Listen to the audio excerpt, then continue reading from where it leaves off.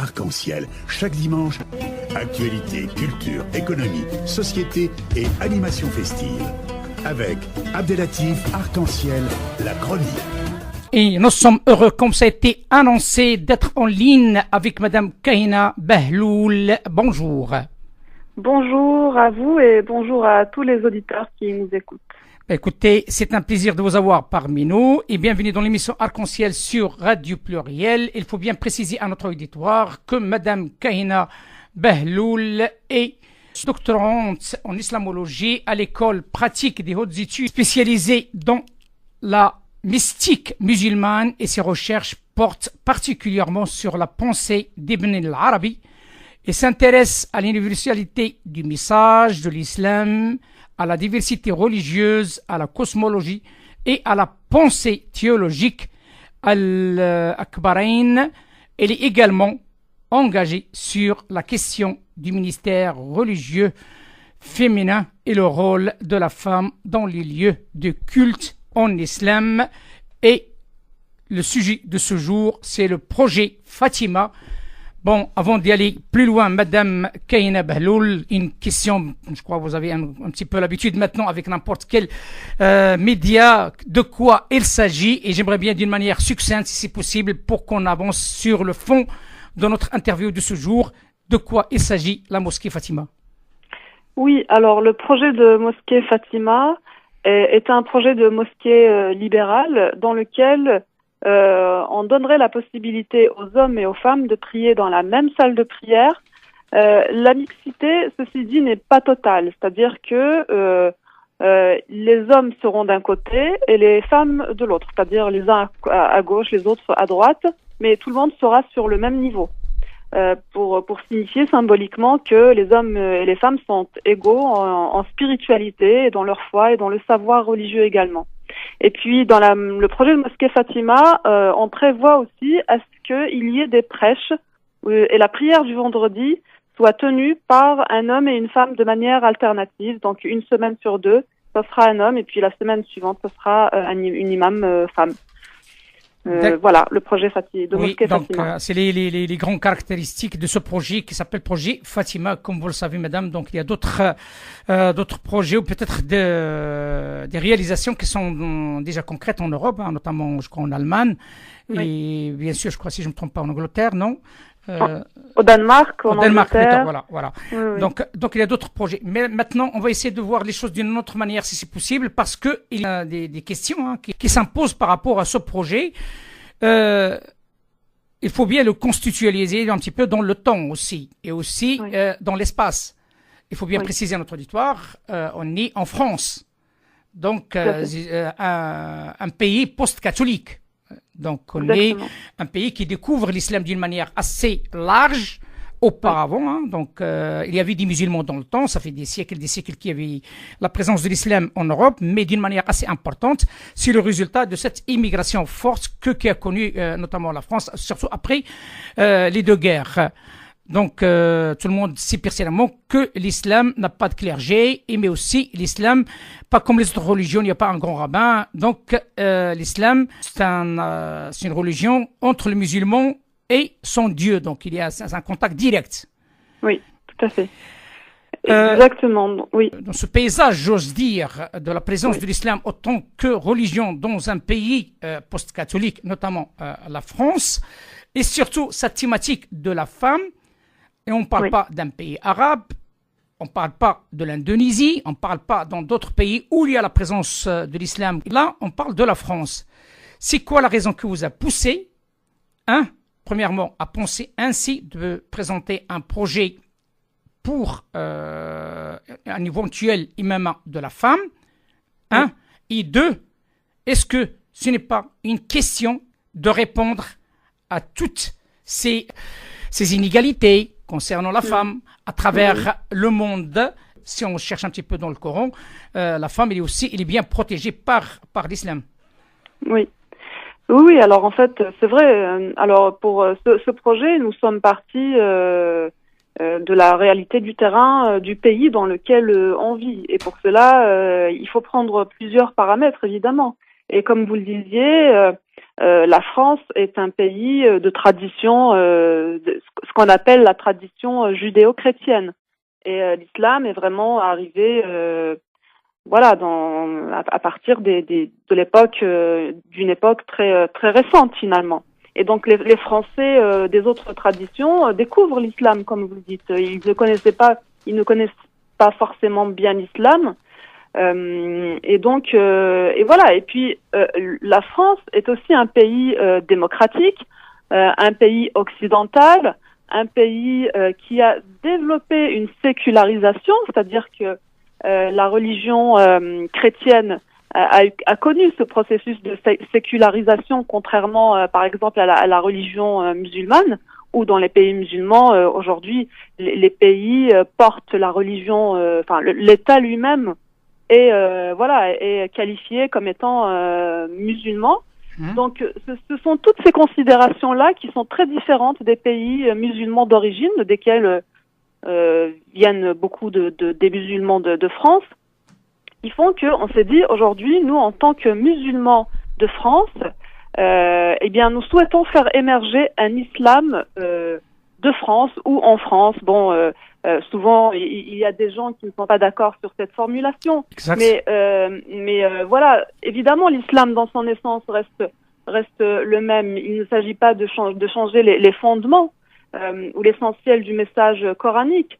Mais sur certaines choses, et tout ce qui concerne par exemple le fiqh, c'est-à-dire la jurisprudence musulmane qui est un produit de l'intelligence humaine, voilà, en ce qui concerne toutes ces matières-là, en fait, nous préconisons une nouvelle lecture des textes, c'est-à-dire ce qu'on appelle en arabe l'ijtihad, ou un effort de réflexion pour pouvoir en fait arriver à lire les textes fondateurs de l'islam, le Coran et puis la Sunna et les hadiths, de telle manière à ce que cet islam-là soit en harmonie et en phase avec la société dans laquelle on vit, avec l'époque dans laquelle on vit. Nous vivons au XXIe siècle, et c'est vrai que la société occidentale du XXIe siècle a atteint des progrès en termes d'égalité hommes-femmes qui sont extraordinaires. Il y a des femmes qui sont montées dans l'espace, et c'est vrai que c'est tout à fait incompréhensible pour beaucoup d'entre eux de se dire que une religion a pour rôle de ségréguer, à partir du genre. C'est complètement pas normal pour la pensée moderne. Donc voilà, ça reste encore une fois un ijtihad, donc un effort de réflexion. Nous sommes, et j'estime qu'on devrait être dans cet effort de manière permanente. C'est-à-dire que je pense que ce qui a fait beaucoup de mal aussi à l'islam ces dernières années, si ce n'est ces derniers siècles, c'est qu'on a figé la pensée musulmane. Il y a certaines choses, il y a ce qu'on appelle an-naql qabla al-aql. C'est-à-dire qu'il faut perpétuer et copier certains gestes ou certains concepts sans chercher à les comprendre ou à les interpréter. Et je trouve que ça a fait beaucoup de mal à l'islam. Et aujourd'hui, nous devrions sortir de ces mécanismes-là voilà, nous inspirer des sciences humaines qui ont fait beaucoup de progrès aujourd'hui et voilà, pour vivre un islam qui soit en phase avec notre société et notre époque. Vous savez, madame, comme je l'ai dit au départ, nous sommes dans un pays post-catholique, oui, notamment la France, et nous vivons ces derniers jours, ce n'est pas moi que je le dis, il y a plusieurs personnalités qui sont passées dans cette émission, qui l'ont bien dit, il le redit à plusieurs reprises, il y a un manque ou un déclin fort des orientalistes. Donc il y a un réel aussi abandon de pensée, de recherche aussi, et comme vous l'avez bien dit, d'ijtihad, à travers différentes, bien sûr, pensées, différents courants de pensée. Mais néanmoins, ce que vous êtes en train de dire, vous êtes en train de défendre des valeurs universelles, d'après ce que vous dites, bien parce sûr, que ça rentre dans le cadre, bien entendu, de la mise en valeur de la femme et aussi de sa juste valeur, hein, donc comme ça a été dit, bien sûr, à plusieurs reprises au sein du Coran, parce que le Coran protège la femme à maintes reprises, mais que dans le monde où on vit, notamment dans le monde arabe, notamment même plus loin, comme j'ai dit, en Indonésie, en Malaisie, il y a d'autres gens qui croient pas et qui voient pas la même chose que vous. Est-ce que c'est un combat d'idées ou tout simplement une stagnation par rapport à d'autres et que cette lumière vient de l'Europe au lieu que vient d'un pays musulman autant que tel? Eh bien, malheureusement, et à mon grand regret, force est de constater qu'il y a une stagnation, si ce n'est un déclin de la pensée musulmane. Malheureusement, quand on compare par exemple l'islam à l'âge d'or de l'islam, où toutes les sciences étaient à leur apogée, où c'était les musulmans qui produisaient, qui étaient la référence en termes de production intellectuelle, en termes de savoir scientifique, dans tous les domaines d'ailleurs, pas que les savoirs scientifiques. Hein. On avait beaucoup de médecins, on avait beaucoup de philosophes, de théologiens. Il y avait une vie intellectuelle et spirituelle qui était très très riche. Et ce qui est étonnant, c'est qu'à cette époque-là, il y avait un réel, c'est-à-dire que les gens se permettaient de débattre sur tout. Aujourd'hui, tout est devenu tabou malheureusement. Et la pensée musulmane est tombée dans une sorte de sclérose. Et malheureusement...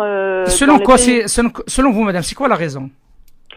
Eh bien, je pense que la raison, elle est liée à des problèmes beaucoup plus profonds, qui ne sont pas seulement liés à l'islam lui-même, mais c'est aussi lié à des problématiques, économiques. Ce sont des pays sous-développés d'un point de vue économique, et du coup, on n'a pas les moyens d'investir dans la recherche scientifique. On n'a pas les moyens de former de grands intellectuels, de grands profs d'université. La recherche scientifique est complètement stagnante. Et tout ça, en fait, a conduit et a eu pour résultat un véritable déclin de la pensée, mais sur un plan très très large de toute la population. Et même le problème, et je pense que le problème essentiel, c'est vraiment le problème de l'éducation. À partir du moment où l'école ne fait pas son travail, moi, je pense que tous les maux viennent de là. Quand vous voyez, par exemple, un jour, je discutais avec un grand chercheur américain qui est spécialiste, qui enseigne d'ailleurs l'islamologie à New York, et je lui ai posé la question clairement. Et lui, il connaît très très bien le monde musulman. Il a beaucoup vécu en Iran et beaucoup voyagé dans les pays sunnites aussi. Et je lui ai dit, à votre avis, qu'est-ce que vous avez à dire en ce qui concerne l'islam aujourd'hui, tout ce qui se passe dans le monde musulman et dans l'islam aujourd'hui? Il m'a répondu en me disant, il me dit, vous savez, c'est vrai que la colonisation n'a pas fait de bien à ces pays-là. C'est clair que la colonisation a été néfaste et a fait que ces pays-là sont des pays sous-développés. Mais l'erreur qui a été faite après la décolonisation, c'est que ces pays-là, en fait, ils ont investi à envoyer des jeunes étudiants pour devenir médecins, ingénieurs, c'est-à-dire tout ce qui est sciences exactes. Et on a complètement mis de côté, on a complètement délaissé tout ce qui concerne les sciences humaines. C'est-à-dire qu'on n'a pas du tout investi dans, par exemple, l'étude de la philosophie, de l'anthropologie, de la sociologie, vraiment de toutes ces sciences humaines qui sont essentielles, parce que ce sont ces sciences-là qui font que intellectuellement on progresse. Parce que les sciences dures, évidemment, on sauve des vies quand on est médecin, mais on s'occupe pas de l'intellect. Donc je pense que c'est vraiment tout ce climat général, toute cette histoire dans laquelle les pays musulmans restent encore enlisés aujourd'hui, et qui a évidemment, à partir du moment où toute la pensée intellectuelle est stagnante, évidemment la religion aussi devient stagnante et devient finalement aussi un étendard et une revendication identitaire et elle se limite presque à ça. C'est-à-dire qu'on cherche pas à comprendre quel est l'objectif ultime, je dirais, on se pose pas de questions existentialistes. C'est-à-dire quel est le sens de la vie, pourquoi Dieu nous a créés, pourquoi, toutes ces questions-là que les philosophes se sont posées. Et d'ailleurs, même dans les grands savants musulmans, parce qu'il y a eu, faut pas oublier que dans l'histoire de l'islam, il y a eu ce qu'on appelle la falsafa. Vous savez que ce sont les philosophes musulmans qui ont traduit les philosophes grecs. Bien sûr. Et par exemple, il y avait aussi ilm al-kalam, le kalam, ou la théologie spéculative ou rationnelle, qui s'est énormément développée pendant longtemps, et où on s'est vraiment posé plein de questions. Il y a eu tout un échange entre les savants, et tout ça aujourd'hui, malheureusement, eh bien, à certains, quand vous dites à certains ilm al-kalam, ils vous disent haram. c'est un haram. Il faut pas qu'il y ait de kalam. C'est quelque chose qu'on ne doit plus exercer. Mais comment ça? Si on réfléchit plus à notre religion, alors qu'est-ce qui reste? C'est très grave, je trouve, d'en arriver là. Justement, parce qu'il y a une personne aussi qui est passée dans cette antenne, hein, donc un Marocain, je ne sais pas si vous avez entendu parler, qui a osé aussi de toucher quelque chose parmi les constantes, hein, notamment chez les Malikites, hein, de Sahih al-Bukhari, de Rachid Aylal. Je ne sais pas si vous avez entendu parler de lui. Ce monsieur, il a mis en cause par rapport à quelques hadiths qui ne sont pas en réalité en relation avec l'imam al-Bukhari. Et il a reçu une tollée, hein, une véritable tollée avec des menaces et entre autres. Hein. Est-ce que c'est le cas pour vous? Eh bien, écoutez, en tant qu'islamologue, alors vous savez, en islamologie, l'objectif c'est d'adopter une méthode scientifique pour étudier les textes religieux de l'islam, depuis le début, c'est-à-dire depuis le Coran, jusqu'à aujourd'hui. On les étudie dans leur source originale, dans leur langue originale, mais on adopte une méthode scientifique. Et il se trouve qu'on est arrivé à des résultats sur, par exemple, le hadith. Les premiers recueils de hadith, ils datent, alors pour les plus anciens, ils datent de la fin du premier siècle de l'Hégire, c'est-à-dire un siècle après le décès du prophète, et puis, enfin, toute cette science-là, en réalité, date de la fin du deuxième siècle de l'Hégire. Alors, imaginez la mémoire au bout de 2 siècles, après 2 siècles après la mort du prophète sallallahu alayhi wa sallam.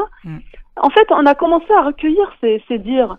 Mais moi, sincèrement, en tant que scientifique, je me pose la question de la fiabilité de cette mémoire qui a, pendant un siècle, après un siècle, on va vous dire, voilà, le prophète a dit ceci, ceci et cela. Et du coup, aujourd'hui, en islamologie, clairement, on est arrivé à des résultats, des grands chercheurs, hein. Il y a notamment en Allemagne aussi, il y a toute l'université allemande qui s'intéresse beaucoup à la théologie musulmane. Il y a eu de grands travaux de recherche qui ont été faits. On est arrivé au résultat que aujourd'hui, à peu près 90% du corpus du hadith a été fabriqué par des muhaddismes. C'est-à-dire, c'est une littérature de circonstance. C'est-à-dire que, voilà, il y a un contexte politique ou social, et il y avait certaines personnes qui voulaient prendre un peu une position sociale et tout ça, et ils vont vous inventer des hadiths pour défendre un avis, un avis politique ou ou social, ou parfois une position sociale, et après il va mettre un isnad, c'est-à-dire une chaîne de transmission pour le faire, pour dire que voilà, c'est le prophète qui a dit ça. Et ça, c'est quand même inadmissible. Enfin, je trouve que quand on est musulman et qu'on a une conscience vis-à-vis de l'héritage prophétique, moi, personnellement, ça me choque et je ne peux pas accepter que des mensonges soient collés ou soient dits au nom du prophète, sallallahu alayhi wa sallam. C'est impossible, c'est inacceptable. Pardon, madame. Dans ce cas-là, après cette introduction, d'une manière un petit peu plus large, j'ose dire, on revient au sujet de notre entretien de ce jour, la mosquée Fatima. Oui. Cette mosquée Fatima, vous avez dit au départ, elle est fondée sur l'ijtihad, sur un travail, application ou bien de jurisprudence, j'ose dire. Hein. Mais est-ce qu'elle est suivie par des grands savants musulmans ou pas? Le mar'a, l'imama de la femme. Alors dans l'histoire de l'islam, il faut savoir qu'il y a eu des femmes imams. Hein. Alors c'est vrai que il se trouve que comme la pensée a été développée par des hommes qui avaient une pensée très patriarcale, donc évidemment ils n'ont pas mis ça en avant. Mais dans l'histoire de l'islam, on a eu des cas de femmes imams. Par exemple, il y a un hadith qui est rapporté par Abu Daoud et qui parle d'une femme qui s'appelle Waraqa. Et pour qui le prophète a désigné un mu'adhin qui aurait guidé la prière. Et alors, il y a divergence évidemment sur l'interprétation de ce hadith. Est-ce qu'on l'interprète au sens le plus large ou le plus réduit sur le fait qu'elle a été imam sur Ahl Dariha, ou bien est-ce que c'est juste les gens de sa famille ou c'est les gens de son quartier ou voilà. Mais en tout cas, ça a existé. Et puis un peu plus tard aussi, au XIVe siècle, on connaît le cas de Fatima bint Abbas, qui a été aussi imam, enfin, qui montait en chair et qui donnait des khutbahs. Et on raconte même que Ibn Taymiyyah a parlé d'elle, hein, on rapporte un khabar d'Ibn Taymiyyah où il dit « Je l'ai vue monter en chair et bon, ça l'a un peu perturbé. Et la nuit, il a rêvé du prophète et il a posé la question au prophète et le prophète lui aurait répondu « Imra'a saliha ». C'est une femme bien. C'est-à-dire qu'il fallait pas l'empêcher de faire ce qu'elle faisait. Donc voilà, il y a tout un tas de choses. Ce qu'on vit actuellement au Maroc. Morshidat. Exactement. Morshidat, voilà.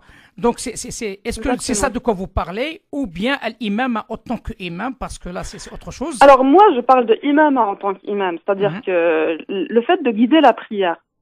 Alors il faut savoir qu'il y a des savants qui en ont parlé. Il y a par exemple Ibn Arabi, Muhyiddin Ibn Arabi, sur lequel je travaille, qui est le grand maître de la spiritualité musulmane. On l'appelle Sheikh al-Akbar, et qui a parlé de Imamat al-Mar'a, imamat de la femme. Alors, qu'est-ce qu'il dit à ce propos? Ibn Arabi, il part du principe que al-Imra'a, il y a eu le cas de Maryam, alayha salam, Marie, la mère de Jésus, qui est citée dans le Coran, et qui est citée dans Surat al-Anbiya. C'est-à-dire que pour nous les musulmans, Marie, elle est considérée comme ayant atteint le statut de Nubuwa, pas de messager, mais Nubuwa, la prophétie, pas le messager, mais la prophétie.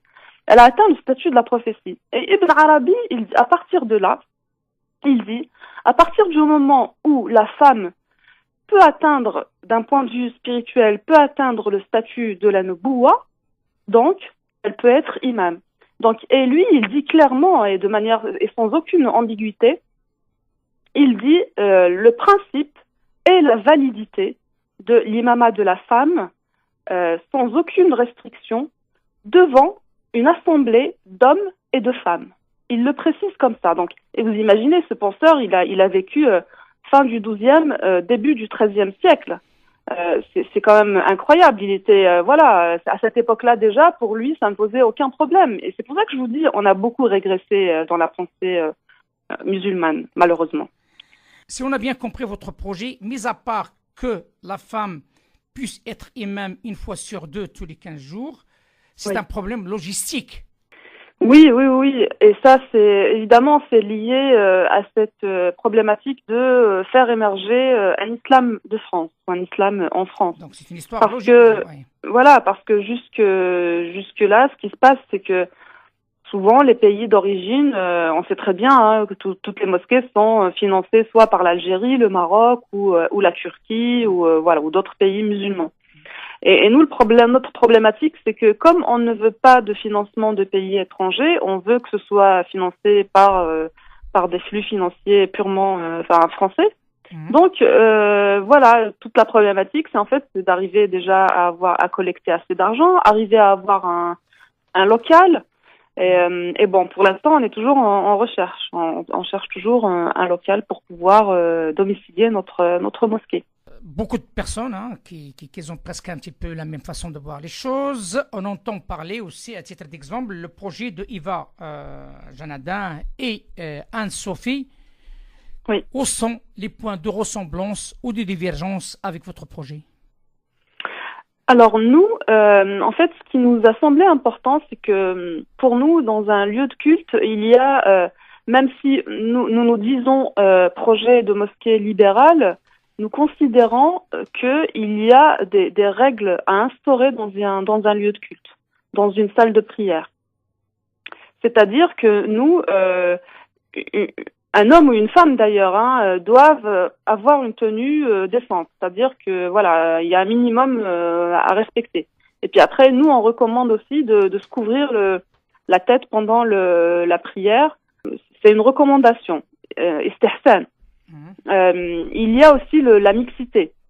On a écouté les gens avant quand on était en train de réfléchir à ce projet, et c'est vrai que ce qui revenait souvent dans les commentaires des gens qu'on interrogeait, c'était le fait de faire la prière dans une mixité totale, c'est-à-dire le fait de pouvoir s'incliner ou faire la prosternation devant ou derrière une personne du sexe opposé. Et ça, c'est vrai ce qu'on a observé, c'est que ça gênait énormément de personnes de se dire que voilà, je me prosterne devant un homme ou une femme, voilà. Et on a souhaité prendre ça en compte parce que c'est vrai que l'objectif de cette mosquée, c'est vraiment que les gens se sentent aussi à l'aise et soient complètement dans leur prière. Donc et du coup, on a décidé d'instaurer ces règles-là. Et puis après, ce qui nous importe, nous aussi, c'est qu'il y aura un véritable enseignement théologique rattaché à une tradition. C'est-à-dire que Fakir Korshan, qui est qui sera l'imam homme, lui, il est de la tradition mu'tazilite et il fait partie de ce courant qui veut faire revivre qui a existé depuis les débuts de l'islam, qui est une pensée très très ancienne de la tradition musulmane. Et puis moi, en ce qui me concerne moi, je me rattache complètement à la pensée akbariyya, c'est-à-dire de Ibn Arabi et la pensée soufie. Je trouve énormément de choses et d'enseignements à faire connaître et à faire connaître aux gens, aux musulmans dans les enseignements soufis. Je trouve qu'il y a une grande sagesse à ce niveau-là, qui est malheureusement complètement méconnu. Et moi, je trouve qu'il est important d'aller puiser dans cette tradition. Et pareil, le soufisme, c'est aussi est un courant qui est apparu, une doctrine qui est apparue au même moment que la doctrine sunnite est apparue. Donc, c'est vraiment la tradition musulmane la plus ancienne. Donc, pour nous, il est vraiment important de se rattacher à ces traditions-là et puis d'avoir des règles au sein de la mosquée. Sur un plan concret, comme vous venez de l'évoquer, vous avez dit comme quoi la quasi-totalité des mosquées, ici, il y a implication de ce qu'on appelle l'islam consulaire. Soit Maroc, soit Algérie, soit Turquie, et tout le poids qu'il exerce sur la communauté qui se trouve ici. Et aussi, il y a un institut qui s'appelle le CFCM. C'est quoi sa réaction vis-à-vis de ce projet?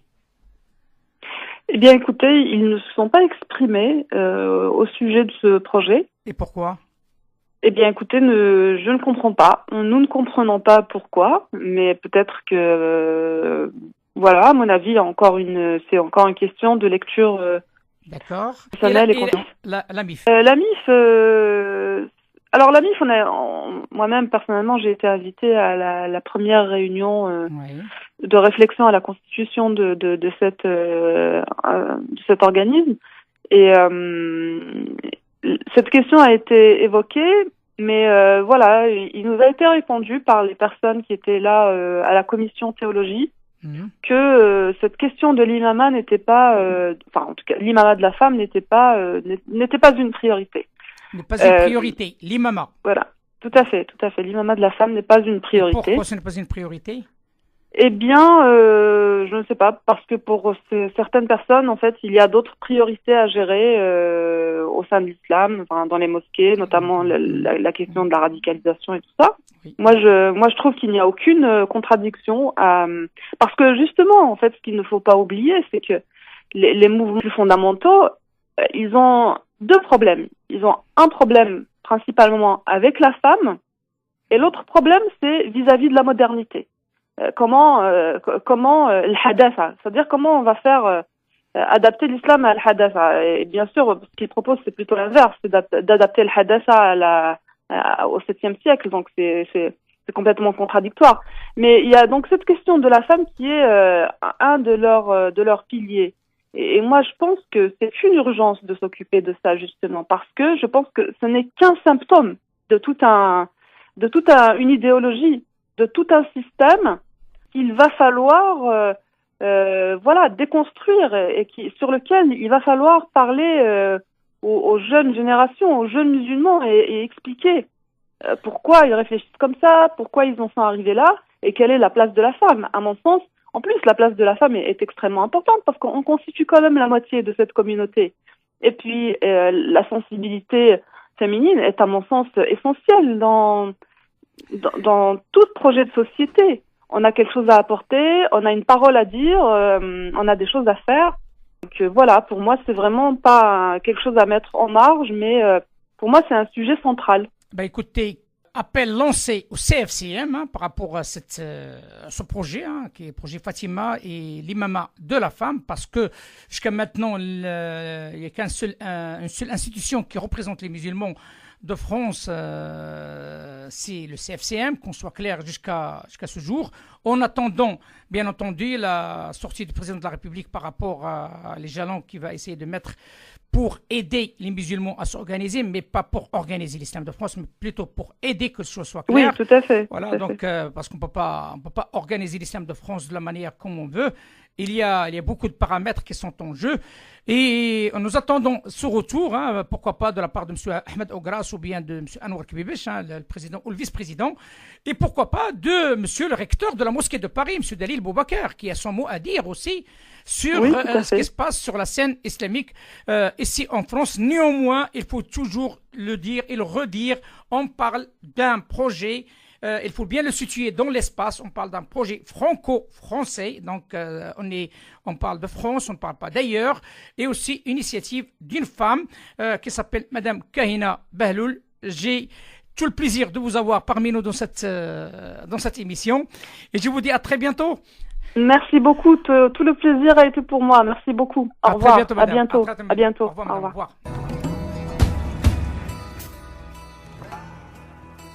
Arc-en-ciel, chaque dimanche, actualité, culture, économie, société et animation festive. Avec Abdelatif Arc-en-ciel, la chronique.